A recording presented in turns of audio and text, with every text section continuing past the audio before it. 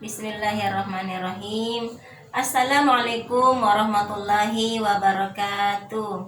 Bagaimana kabar hari ini anak soleh? Mudah-mudahan anak-anakku sekalian selalu dalam lindungan Allah Subhanahu wa Ta'ala. Pertama-tama, mari kita senantiasa memanjatkan puji dan syukur kita kehadirat Allah Rabbul Alamin. Karena alhamdulillah hari ini Allah masih memberikan kita kesehatan, kesempatan, begitu pula dengan kekuatan, sehingga kita masih bisa hadir ke sekolah yang kita cintai ini untuk kembali menuntut ilmu, melanjutkan pelajaran kita seperti biasa. Anak-anakku sekalian, materi kita hari ini adalah tentang hukum bacaan lam dan ro.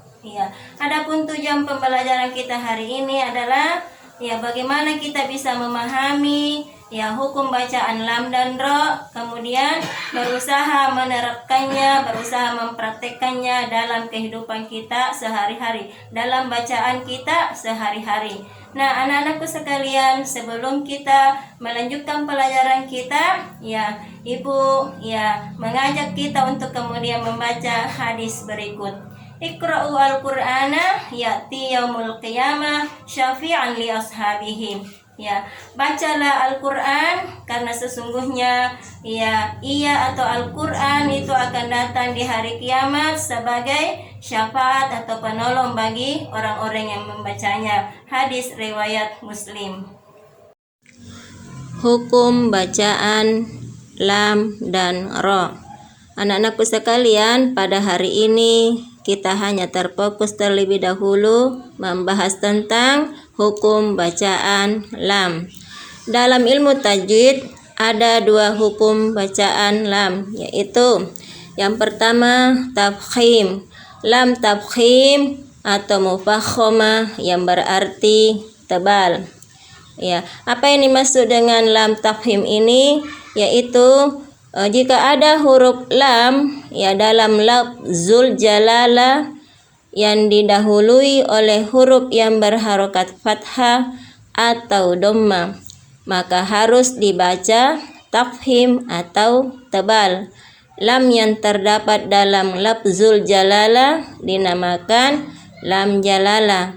Cara mengucapkannya ialah dengan menjorokkan kedua bibir ke depan.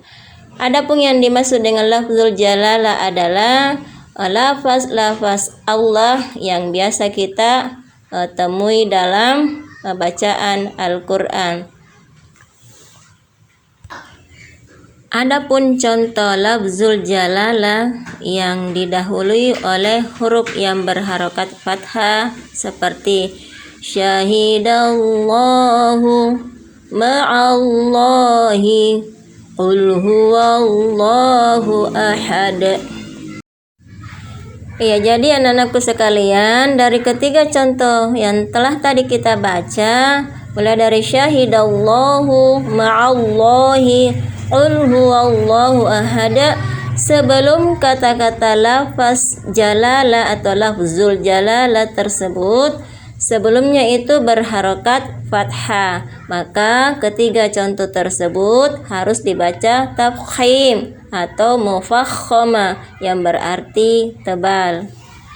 Contoh berikutnya dari lam tafkhim adalah lafzul jalalah yang didahului oleh huruf yang berharokat dhamma seperti Rasulullah, ayatullah. Jadi dari kedua contoh tersebut terdapat lafzul jalalah, kata-kata Allah, kemudian sebelum lafaz Allah tersebut terdapat harokat dhamma, maka keduanya harus dibaca dengan tebal. Rasulullahi, ayatullahi, bukan rasulallahi atau ayatullahi. Salah ya nak, jadi harus dibaca dengan tebal. Rasulullah, ayatullah. Selanjutnya hukum bacaan lam yang kedua yaitu tarqiq. Lam tarqiq atau muraqqaqah artinya tipis. Jadi lam tarqiq atau muraqqaqah artinya tipis. Yang mana itu? Yaitu lam yang terdapat pada lafzul jalalah atau lafaz Allah yang didahului oleh huruf yang berharokat kasrah.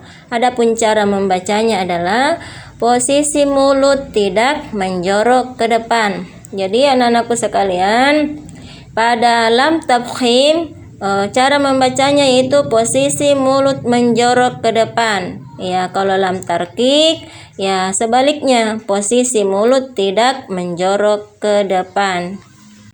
Nah, berikut contoh dari lam tarqiq, yaitu lafzul jalalah yang didahului oleh huruf yang berharokat kasrah. Contohnya seperti Bismillahi alhamdulillah fi rasulillah fi dinillahi afwaja.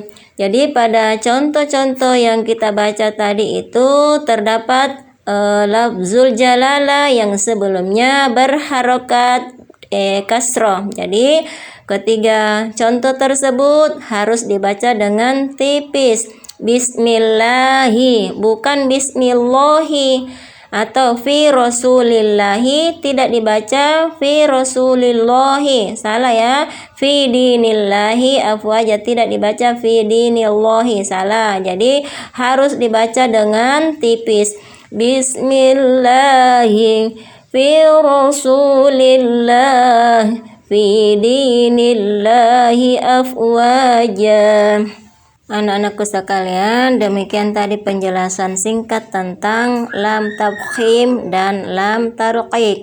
Terdapat banyak sekali contoh dalam Al-Quran tentang bacaan lam tafkhim dan lam tarqiq. Pada kesempatan ini kita hanya mengambil dua contoh, yaitu di dalam surah Al-Ikhlas dan surah An-Nasr. Ibu bacakan ya. A'udzu billahi minasyaitonir rajim. Bismillahirrahmanirrahim. Qul huwallahu ahad. Allahus samad. Lam yalid wa lam yulad wa lam yakul lahu kufuwan ahad. Jadi pada kata qul huwallahu ahad dan Allahus samad terdapat lafzul jalalah yang sebelumnya berharokat dhammah, maka harus dibaca dengan tebal atau tafkhim. Kita ambil contoh dalam surah An-Nasr. Bismillahirrahmanirrahim. Idza jaa nasrullahi wal fath wa ra'aitan nasa yadkhuluna fi dinillahi afwaja fasabbih bihamdi rabbika wastaghfir innahu kana tawwaba. Jadi pada ayat yang pertama terdapat idza jaa nasrullahi wal fath, lafzul jalalah yang sebelumnya berharokat dhammah, maka harus dibaca dengan tebal atau tafkhim. Sedangkan pada ayat yang kedua fi dinillahi afwaja terdapat lafzul jalalah yang sebelumnya berharokat kasroh, maka harus dibaca dengan tarqiq atau tipis. Fi dinillahi afwaja. Demikianlah materi pembelajaran kita hari ini. Mudah-mudahan Allah Subhanahu wa taala memberikan kita kemampuan untuk dapat memahami apa yang kita pelajari hari ini.